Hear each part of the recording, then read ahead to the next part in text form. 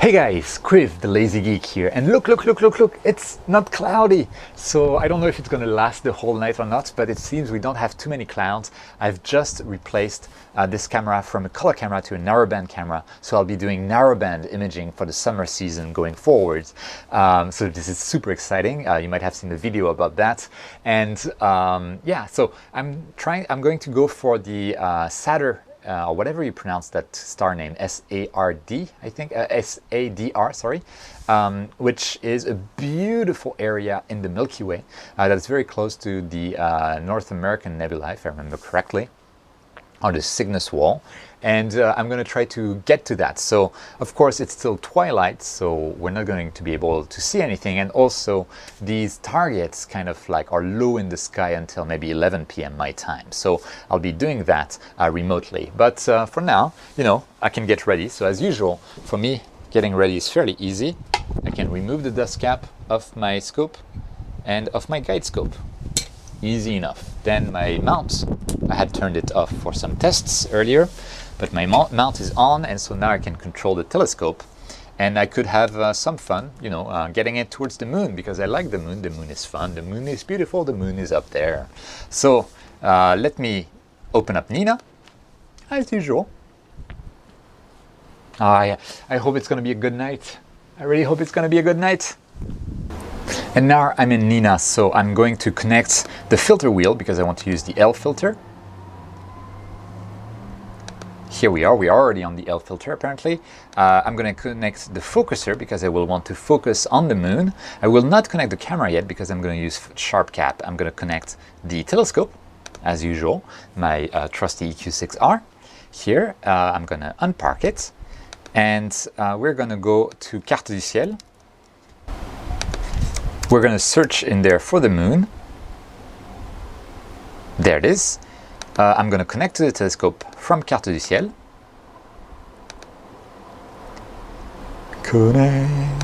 Connect, yes. And let's slew to it. So right click, telescope, slew, moon. Yes, I like that. I like when telescopes do exactly what we want them to do. It removes so much frustration. So we're getting to the moon. And I'm going to get in Sharpcap to see whether I have reached the moon. If I haven't reached the moon, I'll do some plate solving just for the sake of doing plate solving. You know, it doesn't make sense, but hey, why not? And maybe in that case, I would do some autofocus in Nina.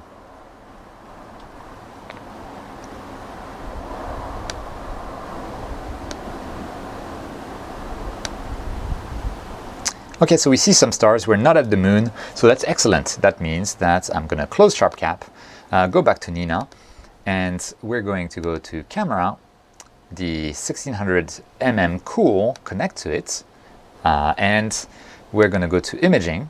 And first, let's do an autofocus run. With the autofocus, I'll be focused on the stars. It should be very similar to the moon itself. I might have to do some adjustments on the moon, but that way, you know, I'm kind of pre-focused, which is not bad. Now it's fun because each time the focuser moves, I hear it move in one direction then the other. It's because it's using the overshoot autofocus method, which is new in the latest versions of Nina, and which is awesome. I have a video on that if you're interested, by the way. And we are focused. If I look at the autofocus curve, it looks beautiful. Of course it does. And I'm going to go do some plate solving while I'm at it.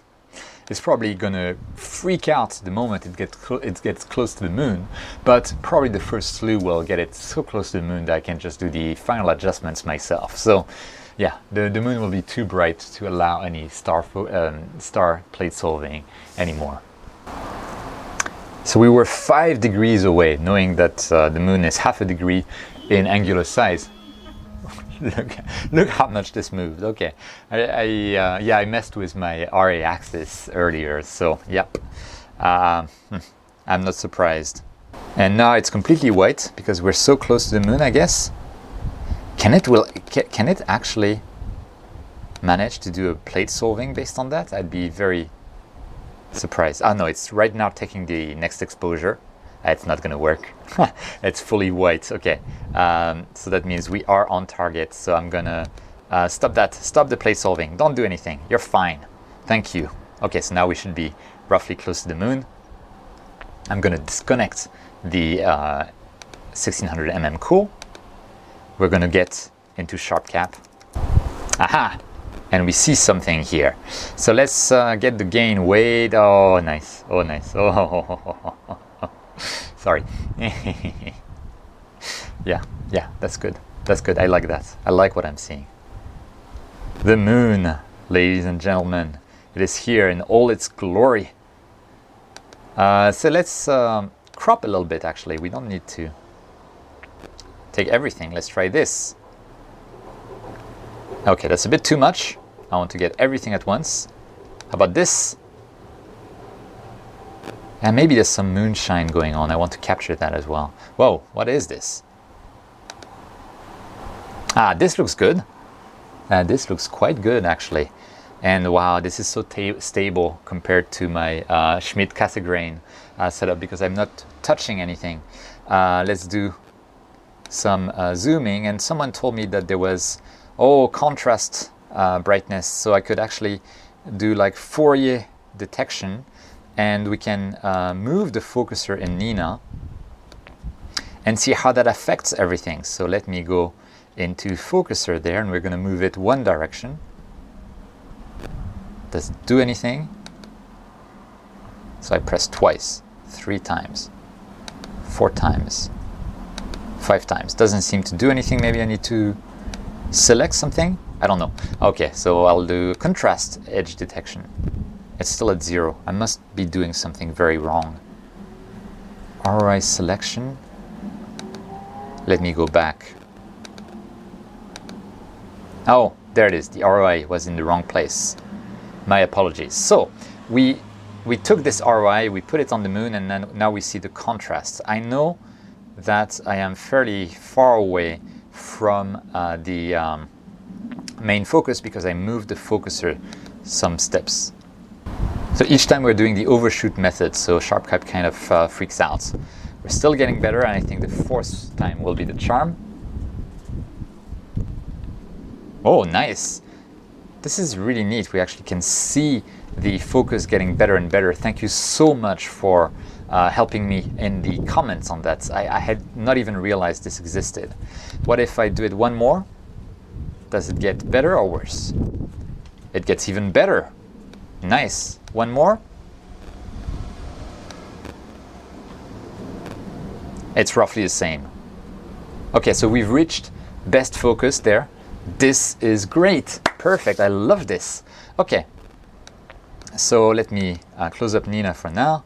I'm going to remove this. Oh, this is so cool. Oh, let's do a 100% zoom. This is so nice. Let's see. I'm going to reduce the gain completely. I'm going to increase a bit my exposure length, but this is good enough. We're going to go to mono 16. There, so that we get the full dynamic range of the sensor at that gain, which is really the maximum dynamic range that's available on my camera here. And we're just going to take a quick capture of, let's say, 5,000 frames. I don't know how many I'll manage, but... And wow, we're at 15 FPS, so this is so much better than what I did in a previous video with the 178 MC. Oh, this is so cool. We'll get 5,000 frames in like no time. Unfortunately, we hit the memory buffer of the camera, yes. So we're not getting as many frames per second. We're down to sometimes 10, sometimes 3. It oscillates a lot. I guess on average, we're at 5 frames per second by now. So this is not awesome. And by the way, while I'm at it, why not do some cooling? That will get less noise in the end. I mean, I know it's a very high signal-to-noise ratio target, so it's not like the cooling might not do a big difference, but it doesn't hurt to try. Yeah, and I'm also seeing that some areas like this little dot here might be overexposed. So I might reduce the exposure time a little tiny bit as well. And let's go back to auto. This is going to be good. Yeah, this is nice. I like that. I like doing that. This is fun. It's so much better when you don't have to touch anything when you're doing planetary imaging. and then you get so many like better frames. I'm probably like the thing as well is that because I'm at a fairly low resolution for planetary imaging, I'm at 1 arcsecond per pixel, then I can't get too much detail on the moon anyway, and my seeing is perfect for that. So in a way, like there's more and more there is less advantage to me getting more frames for the moon because I am not trying to get the smallest amount of details. If I had a better resolution per pixel, it might make more of a difference. Still, this is pretty cool. So, I think the eagle eye among you might have noticed that this telescope has moved quite a lot since in a sudden interval, and this is because my camera battery ran out. So a lot of stuff that I did were not recorded, too bad. But basically, I ended up taking 2,000 frames of the moon, and then I had to do mundane stuff like go to the supermarket and eat. Pff, how boring. But I am back. And I am back to a very thin layer of clouds. So I could take more moon pictures, but actually I don't think I can get much more detail out of the moon. I did a very quick processing of that in AutoStackert and PixInsight. And I'm at the limit of the amount of details that I could get with my resolution, basically. And it's a beautiful picture. I mean, I really like it. I'm gonna share it right now so you can see it. And there's a good amount of detail. And I did a drizzling 1.5 time in AutoStackert, and it seems to have worked great. And this is what's awesome with monochrome sensors, really, is that resolution is really there because in OSC sensors, the Bayer matrix, not only does it steal a bit of light, but the debayering process uses data from multiple pixels at once to extrapolate colors. And when you're doing that, you're losing resolution. So a monochrome sensor works great. And then something that's as big as this ASI 1600, it lets me get the full moon disk in one go. And that is really pleasant to actually capture. So that's been a lot of fun. Now, that being said, the thin layer of clouds, I don't know whether it's here to stay or not. So I'll be checking out again in a couple of hours, maybe a bit earlier because I got to go paragliding tomorrow, so I need to get some sleep. I don't want to be in a state of sleep deprivation while I'm flying around risking my life in a very real way. Yeah, weather forecasts, it does not give good indication for nighttime. Here, Meteo Blue, which is typically pretty good, shows high level clouds for tonight in the end. So I don't think I'll be able to get it. But hey, I got a really good moon picture. I really like this full disc, not full disc, but let's say half disc pictures. It's been quite fun. And you know what? The night is not over. The layer of clouds is fairly thin, so I'm gonna do visual on the moon, maybe on M13 and those kind of brighter targets that again I can get here. So I'm gonna turn off the lights. I think this is me signing off for the night to you guys. But anyway, thanks for being with me for this quick night of imaging. As usual, thank you so much for watching. If you like this video, please click like. If you can also consider subscribing and clicking on the little bell icon so you're notified when new videos come up. And again, thank you so much. Don't forget to look up at the stars and see you next time.